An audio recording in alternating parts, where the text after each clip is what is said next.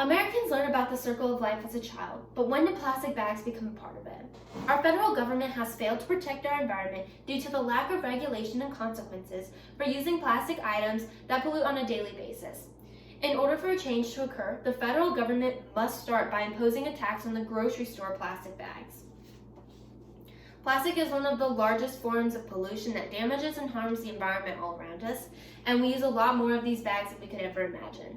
According to the Center for Biological Diversity, Americans use about 100 billion plastic bags per year, and only 1% of those bags are recycled. So that means the average American household that brings home 1,500 bags, only 15 of them are disposed properly by recycling. And these bags are only used for a short limited time, which is about 12 minutes. So why do we use these bags? They're very convenient and lightweight for shoppers to be able to transport their goods that they buy from the store to their car and from their car to home. But also for businesses, it's a lot cheaper for stores to provide plastic bags over paper bags. However, the harm and damages that these bags bring to the environment exceed what their uses are for. So it takes 500 or more years for a plastic bag to degrade in a landfill, according to the Center for Biological Diversity. And they don't degrade completely, which ends up creating microplastics that end up absorbing toxins and continuing to pollute the environment.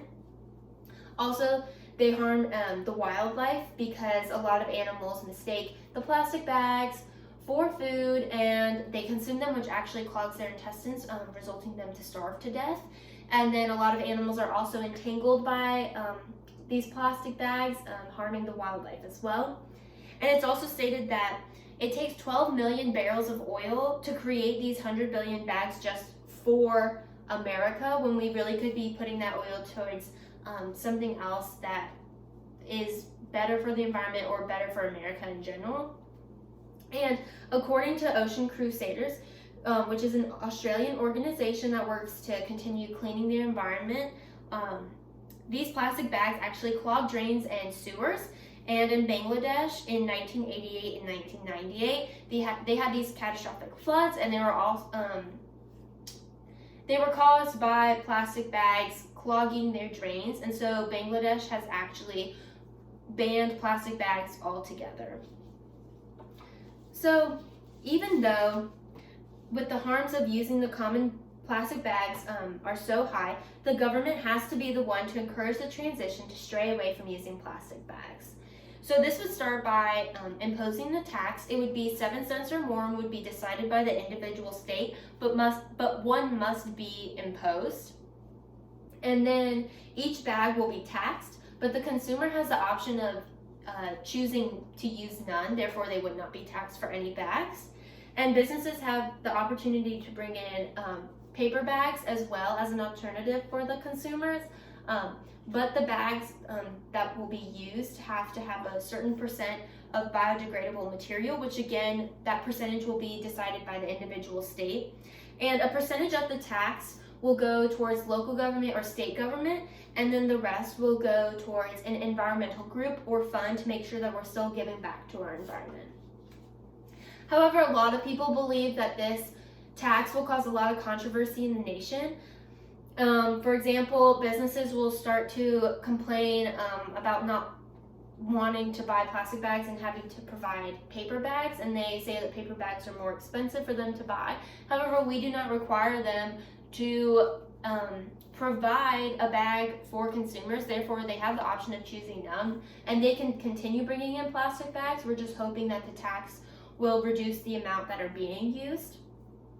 Consumers and customers will most likely hate the prices and say that it will hurt the economy, but we're really hoping that they understand why we're doing this and see the change that we're looking for. And in terms of the economy, we're hoping that we can use our funds to provide more jobs and find more ways to use the plastic bag industry in their production facilities to be able to produce better items and alternatives. And one of the biggest opposers to this tax will be the American Recyclable Plastic Bag Alliance. They will most likely be coming at us hard in order to appeal this tax, and they will be claiming that the plastic bags are 100% recyclable and will not harm the environment as much as we think it does. And even if they are 100% recyclable, Americans are not recycling them properly, and there aren't enough recycling distribution centers for them to be recycled. Therefore, it doesn't matter how good they're supposed to be. If we're not using them the proper way, then it's not benefiting anyone. And there are also a lot of examples of countries, cities, and states that actually have imposed a ban or a tax and has benefited them in many ways. So in California, they have a bag ban, and it reduced the usage of the plastic bags by 71.5%. In Chicago, they had a 7-cent tax on bags, and it reduced their usage by 50%. And in 2019, New York banned plastic bags. However, they allowed individual counties to tax on plastic bags so they can still be used. And they did about 2 cents of that tax would be going towards local government, and then the rest of the tax would be going towards the Environmental Protection Fund in order to help, continue giving back to the environment. And according to the Ocean Crusaders, Australia imposed a 15-cent tax on plastic bags, and in 1 year, it reduced the usage of plastic bags by 90%, and they've even upped that tax even more to 20, hoping for that number to get to 100. So the tax is the first step of many in order to accomplish the elimination of plastic bags and decrease pollution in America. There's a lot of goals and things like that that we really want to make sure we accomplish and we see in the future. Short-term goals would be just bringing awareness to the consumers of how much they're actually using. We hope that putting a price tag on the bag will really make them think about, is it really worth buying and using that plastic bag? And we want to see about 1/3 of Americans who use plastic bags switch to using no bags at all, therefore not using paper or plastic bags, and using more reusable of the heavier ones that people buy at the stores. Long-term goals, though, we want to see the production of plastic bags being eliminated completely, and using the tax that we collect to clean our waters, because they are one of the landmarks and areas that are hit worse by plastic pollution. And we want to make sure that we're seeing an improvement in wildlife, so that would be a decrease in the amount of animals that are washed up on shore due to plastic pollution.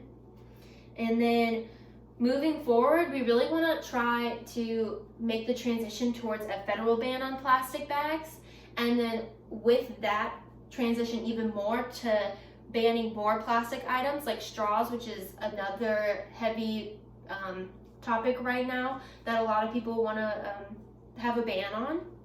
We want to make sure that we're continuing research on how our nation can become a plastic-free one, and that would be just figuring out how to make alternative to plastic bags or to straws and things like that.